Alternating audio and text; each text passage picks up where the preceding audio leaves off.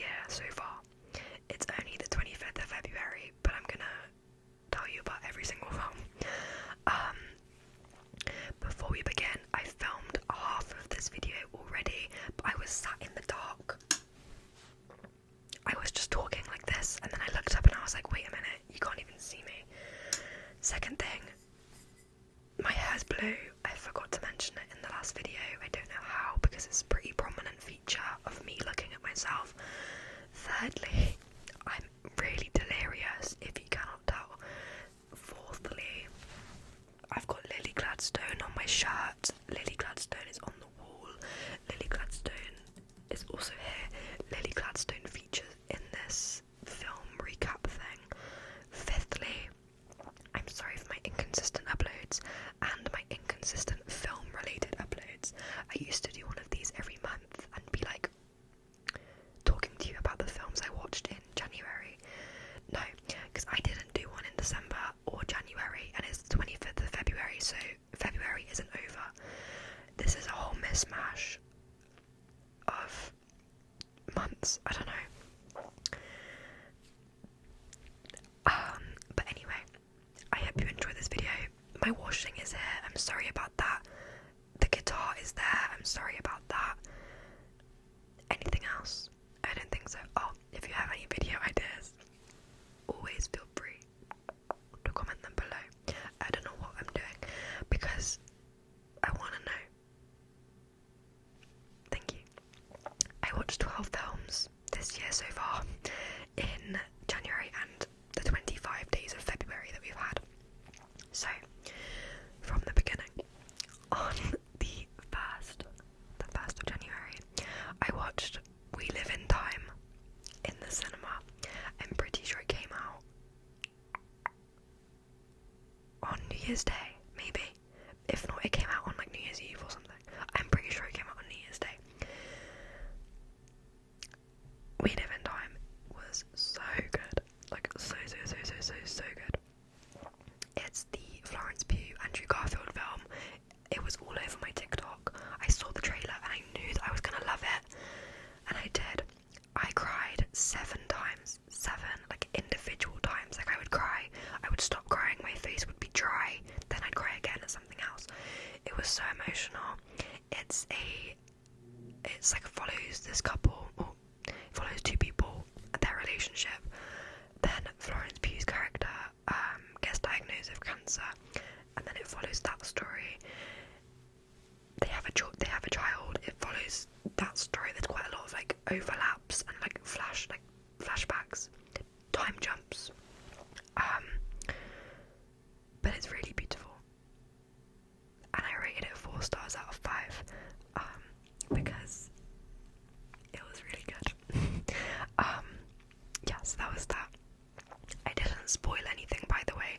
All of that I just said happens in the trailer, like about getting diagnosed with cancer, children, relationship. The second film I watched this year was Fancy Dance. This is a rewatch. Fancy Dance has Lily Gladstone in it and Isabel Roy Olsen, and they play an auntie and a niece, and one of their family, Lily Gladstone's character's sister, goes missing. They are trying to find her. It's kind of like a little road trip situation kind of film, as they're also trying to get to the powwow in Oklahoma, or Oklahoma City, something like that. I haven't watched these films in a while and I can't really remember the details, but I love this film. It's on Apple TV, so every time I get a free trial, I watch Killers of the Flower Moon, Fancy Dance, Certain Women, because all of Lily Gladstone's films are only on Apple TV, and it's so annoying. There's a very loud bird outside the window, just to add some ambience to the video. But I rated it 4.5 stars out of 5, and I gave it a little heart because I love this film. Next, I watched The Matrix. I have never seen The Matrix until now, and I loved it. I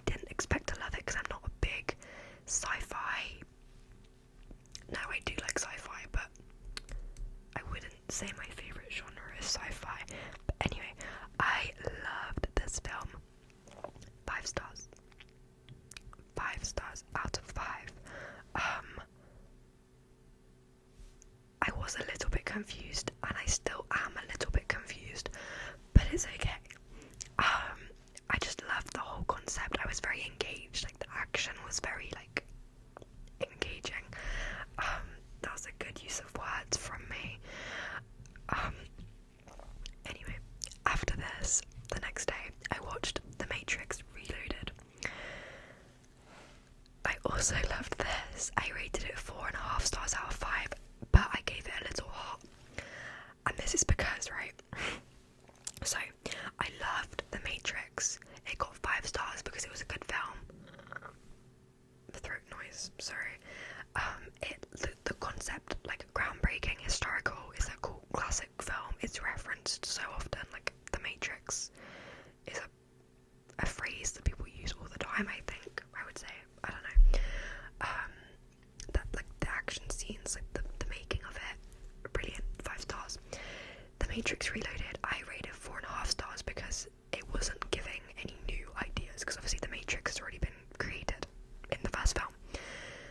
But I hearted it because the action scenes in this film, I think, was more fun to watch, because the first one you were kind of like being given information, you were trying to learn what the Matrix actually is, whereas The Matrix Reloaded, I was there for the action scenes, and they were so good.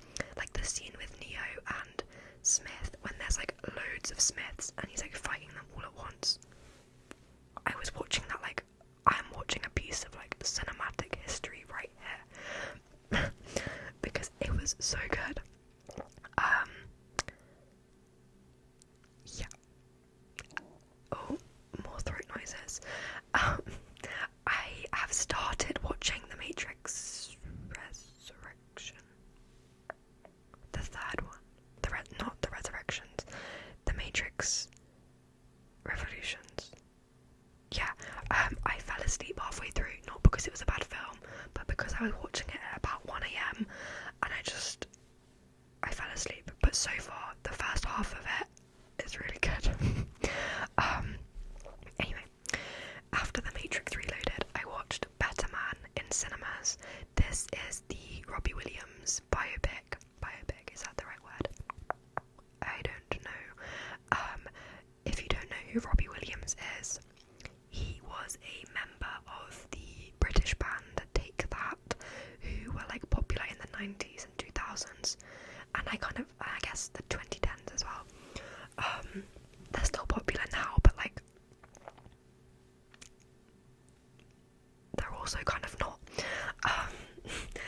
And this just follows the life of Robbie Williams and like him as a child, how he got into Take That, and then his life as a member of Take That, then his life as a solo artist.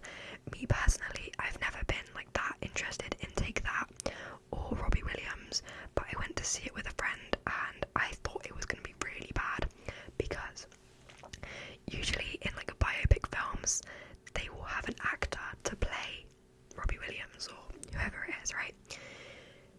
Robbie Williams decided that his character should be played by a CGI monkey, and I was watching the trailer and I was like, what the heck is happening? Then I found out that Robbie Williams wanted the monkey to play him because he feels like that's what he feels like inside, like he is a cheeky monkey or something like that. I don't know. I kind of get it, I kind of don't, but it's fine. Anyway, I enjoyed it a lot more than I thought. I rated it 3.5 stars out of 5 because it was really interesting to just see.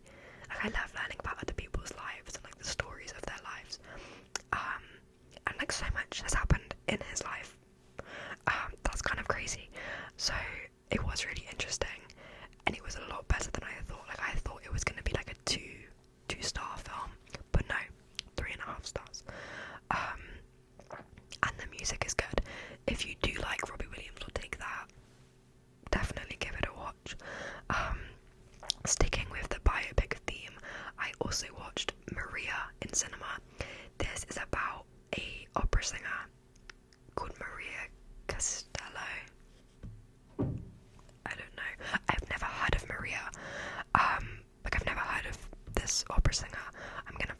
Maria Callas, the world's greatest opera singer, lives the last days of her life in 1970s Paris as she confronts her identity and life.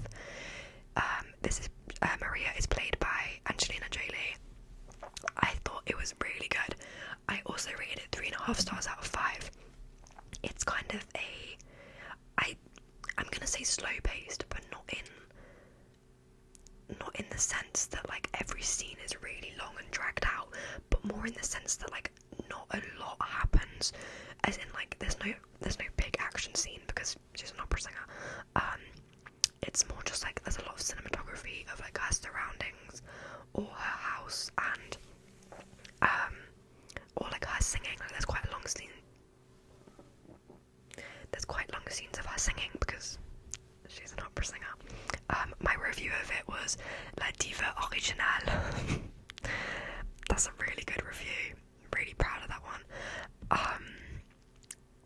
But it was better than I thought. Again, I thought I would be bored by it. Again, I don't have a big interest in opera, but I enjoyed it. Then I watched A Complete Unknown, another biopic. This is about Bob Dylan. I didn't really listen to Bob Dylan. I knew like his like famous songs, but now I listen to Bob Dylan. I listen to Joan. I really don't know how to pronounce her last name. Like Baez, B-A-E-Z.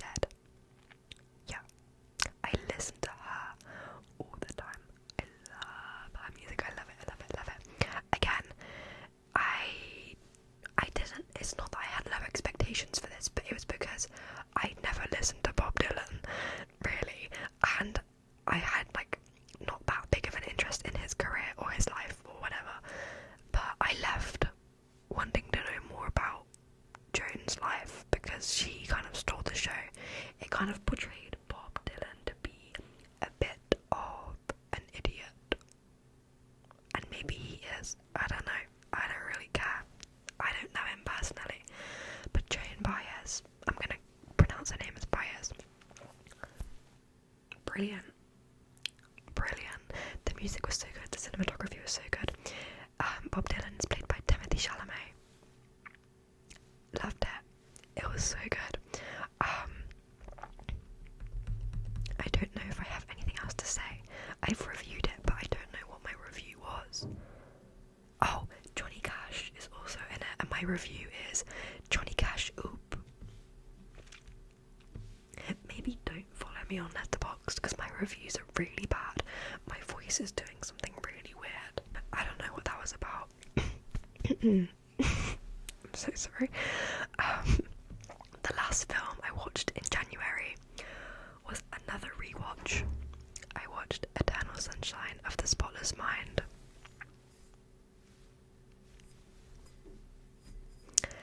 I love this film. I rate it 4.5 stars out of 5. The next time I watch it, it's definitely going to be a 5-star film because I think about it all the time. It's got, oh my gosh, what's his name? It's got Kate Winslet, Jim Carrey. I'm so sorry, I forgot his name. It's also got Mark Ruffalo, Kirsten Dunst, that man, Elijah Wood. Yeah, there's like quite a lot of famous people in it. It's about these two people that meet, and they like are in a relationship, and then they end the relationship, and Kate Winslet's character called Clementine gets Jim Carrey's character erased from her mind. It's kind of weird because it doesn't look like it's going to be some sort of sci-fi film. It looks like it's going to be a little cute, maybe kind of problematic relationship romance film, but then it's actually just a bit futuristic and sci-fi and like crazy. And Kate Winslet's character Clementine dyes her hair so many different colours, and I think at the beginning she has blue hair, and I dyed my hair like the day after watching this, because I want it to be like Clementine when she has blue hair. Anyway, this was on Netflix. I would highly recommend it. I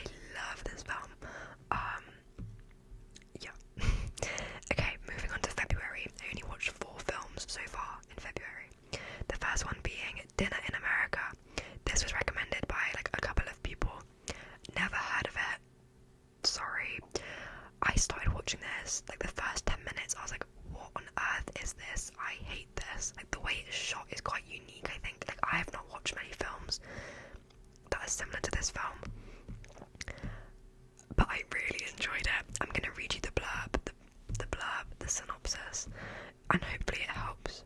No, this synopsis doesn't help. An on-the-lam punk rocker and a young woman obsessed with his band go on an unexpected and epic journey together through the decaying suburbs of the American Midwest. This is where the song Watermelon comes from. The song that's by John Q. I'm gonna have to Google it. John and Jane Q Public. I love this song, and it's on TikTok everywhere, and I just didn't clock that it's from this film. But I really enjoyed this film. Like at the start, I was like, no, get me out of here. It just progressed so fast to me loving it. And I rated it 4 stars out of 5. I would recommend it. It's on. I think it was somewhere that was free. It was either like Tubi or like ITVX or Channel 4 or something like that, but it was free to watch. Anyway, the next film I watched, Twilight. I have never seen this film before either. I know. Shock. I was gonna say shock horror. I'm sorry. I've just never. I think I would have been scared of it as a child because it's like vampires and stuff. Maybe I wouldn't have been. Maybe. I don't know. I loved this film. It's 5 stars because it's so funny. Like, I'm aware that it's bad, but it's so good. Like, one of my review of this is "Hold on tight, spider monkey," because that's the quote from the film. I can't believe I've survived 20 years without watching this peak piece of cinema. And I don't know how I've survived my whole life never having watched Twilight. It's brilliant. This is on Tubi, Tubi. I'm going to watch the second one this week. I know, I'm gonna do it. I just loved it. 5 stars and a heart. What more do you want? The next day, I watched Charlie's Angels. I must have seen this when I was younger, because I had like the PlayStation. I think I had a PlayStation 2 game, if that exists. Maybe I've made that up. And it's just kind of something I would have watched as a child, and I loved it. 4 stars out of 5. It's cringy. It's a little bit dated. It was made in 2000. I think I just need to watch the second one now. Maybe not the most recent one, like the one that came out in 2019 or something. I don't think I'll give that a watch. But like the other Charlie's Angels from the 2000s, it's on my watch list. Hopefully, I don't know. Anyway, then finally, because this video is somehow 20 minutes long, I watched Blue Velvet. This is a David Lynch film from 1986. It's on BBC iPlayer, and I had no idea what to expect. I'm going to read you the synopsis because there's quite a lot that happens in this film. The discovery of a severed human ear found in a field leads a young man on an investigation related to a beautiful, mysterious nightclub singer and a group of psychopathic criminals who have kidnapped her child. There's a lot going on.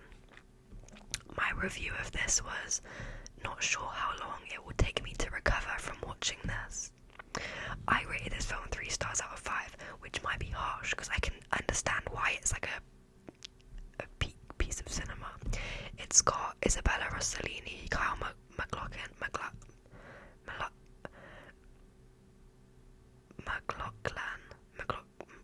you know who I mean, Dennis Hopper and Laura Dern, and other famous people.